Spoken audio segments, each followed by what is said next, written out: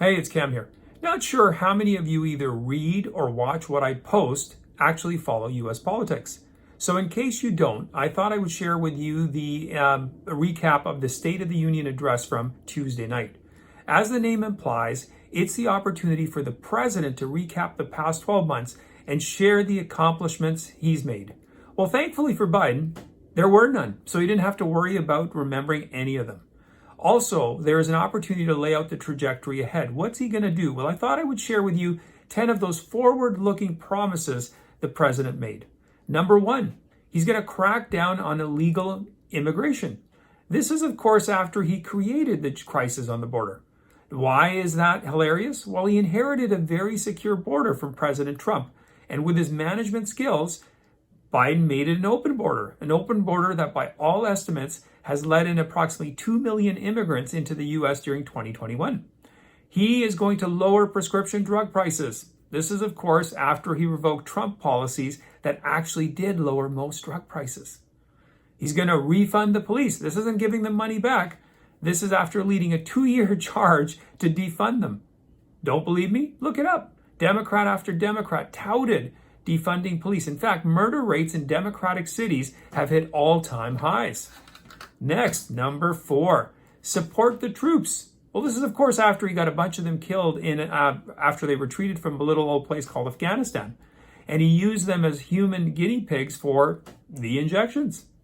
And I'm sure he's going to definitely support them now.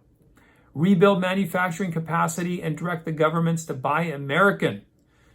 This is after encouraging employers to fire uninjected employees and discriminate against them and lock down U.S. manufacturing for a year. Just ask Elon Musk, who had to move his whole operation to Texas. Cutting childcare costs in half is number 6. Now, this is, of course, after he's driven up costs by quarantining school children every few minutes and using endless contact tracing. So let's think about this one for a moment, shall we? If you cut costs in half, what happens to demand? Goes up, right? But if there aren't enough daycares to take kids from this increased demand, what happens then? Right, more parents are competing for less spaces, which drives up what again? Prices, right? That's a winning formula. Number 7, crack down on social media giants after pressuring them to become vastly powerful government censors. Yeah, I'm totally believing he's going to do this one, Daddy-O. Now, for my personal favorite, he's going to cure cancer. This is it, folks.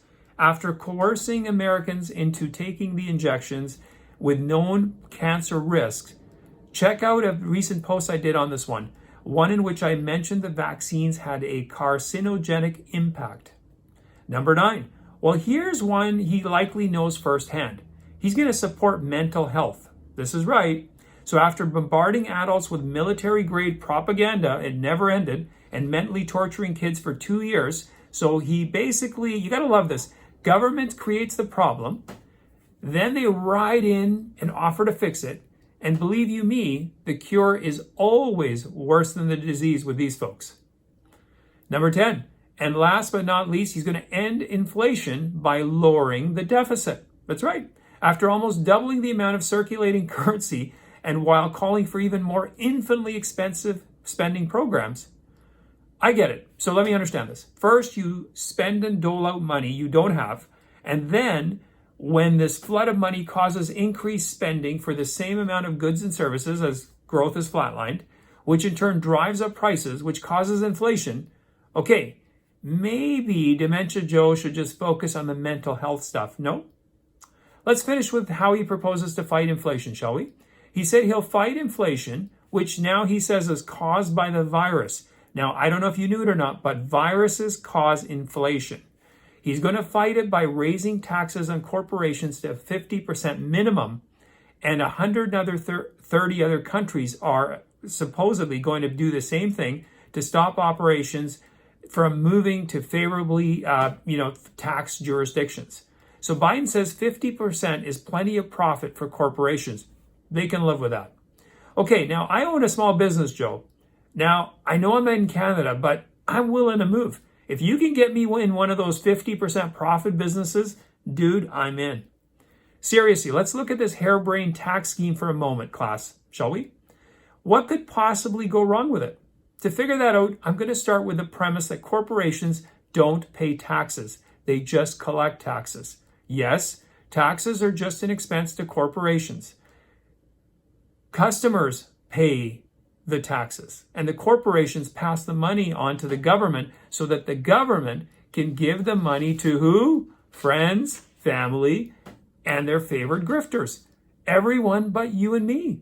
So if taxes, especially broad across the board taxes, go up, up, and away, corporations just increase the price of the goods and services accordingly.